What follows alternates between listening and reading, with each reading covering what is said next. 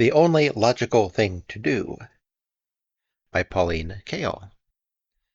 Star Trek II, The Wrath of Khan, invites you to have some wonderful, callow, dumb fun. The director, Nicholas Meyer, has just the right amused, slightly self-mocking note in the opening scenes, and the whole picture is played almost straight. There are little twists and whirls built into the dialogue, and the cast knows just what to do with them. The same actors who looked flabby and embarrassed in the 1979 Star Trek The Motion Picture turn into a troupe of confident, witty professionals. Even their bodies seem to be toned up. You enjoy being with this group. You enjoy their company. Nicholas Meyer, the author of several popular novels, among them The 7% Solution, which he also adapted for the screen, has directed only once before, Time After Time in 1979, and he's far from a great movie maker, but he has an instinct for an eccentric form of yarn spinning, and at 36, he seems to know how to spin it right on the screen. The story is credited to Jack B. Sowards and Harve Bennett, and the script to Sowards.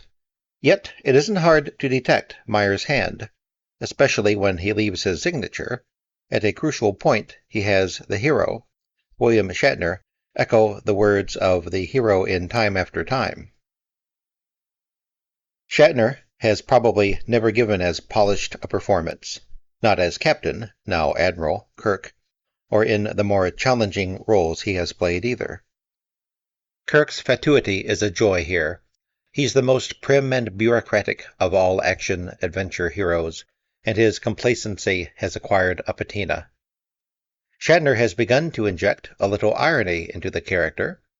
Kirk, who always has something up his sleeve, is so well satisfied with himself that his composure is positively plummy. Yet with middle age, there has come the fleeting awareness that younger officers may find him an unctuous know-it-all. Kirk experiences a few doubts. His crew is an ethnic joke that over the years has become a monument, winged banality. The actors assembled for the TV series, there were 79 episodes on NBC from 1966 to 1969, and then the show went into worldwide syndication. Represent the men and women of the Starship Enterprise, patrolling the galaxy for the United Federation of Planets at the end of the 22nd century, and now at the start of the 23rd. But they've retained the comic accents and characteristics of second-rate early 20th century vaudevillians. The Dr. Bones McCoy is always nettled about something. The Oriental, Sulu, is smiling, willing, and obliging. The black woman, Uhura, is sensual, efficient, and totally professional. Scotty the engineer is, of course, bluff and loyal. The Russian, Chekhov, never seems to have got past the language barrier. He's a little pained and fuddled, as if he weren't sure what was expected of him. Life is one long, bewildered double-take for this fellow.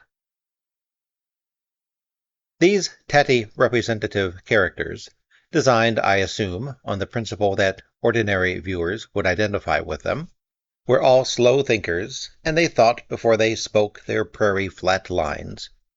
These were Earth's finest, sent to encounter the weirdest, most threatening forces of the unknown. One member of the crew came from another planet, the logical half-Vulcan Mr. Spock, played by Leonard Nimoy, and happily in The Wrath of Khan, he has brought into their midst a protege, a voluptuous half-Vulcan called Lieutenant Savick, played by Kirstie Alley, who looks enough like Spock to be his daughter, but her puzzling over how Earthlings operate has a good deal more intensity. The druggy blandness of the TV shows, their stretched-out quality, with negative or no, is comforting. It's part of their mild charm. I don't speak as a Trekkie, or even as someone who would watch Star Trek at home, but I've had it on when I was unpacking or washing my hair in a hotel room and there was nothing else on the box that wasn't a car chase or a preacher. The only time I've ever actually sat down to watch it was a few weeks ago when the 1967 episode Space Seed, to which The Wrath of Khan is a sequel, was run. This episode certainly doesn't demand one's full attention, but it was much more impassioned than the ones I had seen, and I was surprised at how closely The Wrath of Khan tied in with it. What made Space Seed special was the contrast between Khan himself, as played by the fiery, powerfully built Ricardo Montalban, and the pasty Captain Kirk. Despite all the fuss about the cost of the 1979 Star Trek, it was the most expensive movie made in this country up to then, and probably up to now, with the possible exception of Annie. The people who worked on it retained the somnolence and the sentientiousness of the TV show. They may have been afraid of humor, afraid of the films becoming campy and offending Trekkies.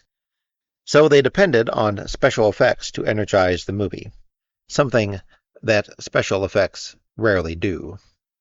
A friend called it a middle-aged dentist's convention in space. The picture was so pooped out that it has just about totally gone from mind. We seemed to spend half our time watching the actors in their long johns stare at TV-size monitors with expressions that they hoped were appropriate to whatever effects were going to be put in there, and the other half looking at the effects, which never did quite match up with the faces. This time, with a different group of movie makers in charge, the actors carry the story and the effects are secondary. They serve the dramatic situations. Meyer has made the dialogue scenes jazzy without violating the characters, and using the contrast between Montalban and Shatner as the psychological center, he keeps the movie whipping from one incident to another. It takes your full attention and then some. The editor, William P. Dornish, whose background is in TV commercials, doesn't believe in wasting time. Even at the end, when you get a small dose of the mystic fundamentalism so dear to the heart of Gene Roddenberry, the L. Ron Hubbard of TV sci-fi, who was the creator of the TV series and the producer of the '79 film, it's double-edged. The words, "to boldly go where no man has gone before," are so incantatory and so familiar from television that the audience laughs in recognition while giving in to the soaring emotion. Montalban, who was born in Mexico in 1920, is one of those potentially major actors who never got the roles that might have made them movie stars. He appeared to have everything else: a marvelous camera face, the physique of a trained dancer, talent, a fine voice. He could even sing. Warmth and great charm. Maybe the charm was a drawback. It may have made him seem too likable, a lightweight, though that didn't stop Charles Boyer. In Montalban's first English-language picture, MGM's Fiesta, in 1947, which featured Esther Williams as a matador, he danced with Sid Charisse. MGM next had him dancing with Charisse and Ann Miller in a Katherine Grayson-Frank Sinatra film called The Kissing Bandit. It was said that the dancing was added after the executives saw the movie. They wanted to give the customers something. He kept working in pictures such as On an Island with You, with Charisse and Esther Williams, and Neptune's Daughter and Sombrero, starring Vittorio Gassman, and the low-budget My Man and I, in which he played a sexy handyman and displayed his pectorals, and Latin Lovers, in which he carted Lana Turner around in a tango. He had secondary parts in Sayonara and Hemingway's Adventures of a Young Man, and in Cheyenne Autumn, and he brought conviction to every role that anyone could bring conviction to. But after almost 20 years in Hollywood, there he was in 1966 in The Singing Nun, with Debbie Reynolds and with Lana again in Madam X. He seems to have lived a lucrative horror story, especially when you think of the TV commercials and his ever-ready smile on Fantasy Island. It may be that Khan in Space Seed was the best big role he had ever got, and that the continuation of the role in The Wrath of Khan is the only validation he has ever had of his power to command the big screen. Montalban is unquestionably a star in The Wrath of Khan, and his grand manner seems to send a little electric charge through Shatner. As a graying Superman who, when foiled, cries out to Kirk, "From hell's heart I stab at thee," Montalban may be the most romantic smoothie of all sci-fi villains. Khan's penchant for quoting Melville and Milton, which goes back to Space Seed, doesn't hurt. And that great chest of Montalban's is reassuring. He looks like an Inca priest. And he's still champing at the bit, eager to act. He plays his villainy to the hilt, smiling grimly as he does the dirty. He and his blonde barbarian followers are dressed like pirates or a 60s motorcycle gang. Montalban's performance doesn't show a trace of Fantasy Island. It's all panache. If he isn't wearing feathers in his hair, you see them there anyway. You know how you always want to laugh at the flourishes that punctuate the end of a flamenco dance, and the dancers don't let you? Montalban does. His bravado is grandly comic. Khan feels he was born a prince, and in all the years that he was denied his due, because of Kirk in his thinking, his feelings of rage have grown enormous. They're manias now. Nothing can stop him from giving in to them. His words and gestures are one long sigh of relief. He's letting out his hatred. The man who believes that his search for vengeance is like Ahab's makes poor pompous Kirk even more self-conscious. Kirk is Khan's white whale, and he knows he can't live up to it. He's not worthy of Khan's wrath. Star Trek II is, by modern standards, an inexpensive epic. It cost about a fourth of what the 1979 Star Trek did. Allowing for inflation, that may be closer to a sixth. And there's something rather friendly about an epic that doesn't look wildly, competitively overproduced. The picture doesn't have to be huge. It's Khan's feelings that are epic and give the film its scale. The special effects, which were handled by George Lucas's Industrial Light and Magic, the firm also responsible for the effects in the modestly budgeted E.T. and Poltergeist, are lushly pretty. Some are even paradisiac, and Khan's secret weapon, small, slimy, armadillo-like creatures that enter the human mind through the ear, are as horrifying as anyone could wish. Khan himself has a bug in his brain. Some of the best effects aren't special effects.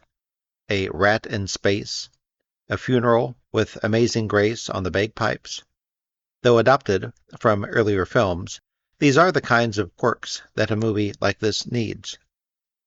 Such guest performers as Paul Winfield, Judson Scott, and B.B. Besh, who as Kirk's rediscovered old love has a couple of the best lines ever to adorn a sci-fi movie, shine in their roles. There are a few disappointments, though. Mr. Spock used to have sleeker sideburns, and his ears aren't as baroque as they once were. They've lost their effervescent upper curl. Nimoy has lost something else, his juice. Mr. Spock's sacrifice, which is prefigured when he gives the antique collector Kirk a copy of A Tale of Two Cities, would be more effective if his deadpan weren't so dried out. He looks as if he were made of ashen putty. The script provides the kind of fluky, showy dialogue that wreathes actors' faces with contentment. DeForest Kelley, the prickly Bones, is crisp and positively chic, a cool self-parodist. But Nimoy seems miserable, as if he couldn't bring himself to play these childish games anymore, or didn't want to. Though this mindless entertainment has a lovely darting wit, he doesn't yield to his role. Too bad, because it is the only logical thing to do. Nicholas Meyer's talent appears to be for pickups. He takes characters, legendary people, and pop icons, such as Freud and Sherlock Holmes and Watson and Moriarty in the 7% Solution, and the Star Trek crew, and builds on what we already know and feel about them. The associations they have for us work every which way. He couldn't quite bring his idea off with Jack the Ripper and H.G. Wells in Time After Time. Jack the Ripper was too ugly a character, and Malcolm McDowell's shy, flustered Wells didn't fit the Wells of our recollections. And, with much of the picture set in a modern city, Meyer didn't have the control he needed. But he has really done it this time. The movie is endlessly inventive. It's cross-stitched with comedy and make-believe and a special kind of romanticism. Meyer wants you to be carried away by his vision, which is made up of so many impacted levels of reality and fantasy that they can never be separated out. The theme of the movie is death and rebirth. He gets the Star Trek regulars to loosen up and become more resilient, and they find themselves having fun in the roles they had become rigid in. This is what happens in the story, too. Kirk, who has become stiff from sitting in his administrative post, takes a breather, a 3-week cruise on his old starship. He has been on the Enterprise so many times before that he expects to be groggy with boredom. But this trip awakens him. When the previously smug, canny Kirk speaks the line that Malcolm McDowell's Wells spoke in Time After Time, "I know nothing," he means it. He has finally wised up and become likable. Meyer takes a lot of care in shifting you away from any expectation that the movie is going to dazzle you, and the care he takes is pleasurable. He seems to be admitting that the picture isn't going to be anything but tomfoolery. He asks you to indulge him, and by his jokes and by directing as if he were just drawling, he induces you to go along with him.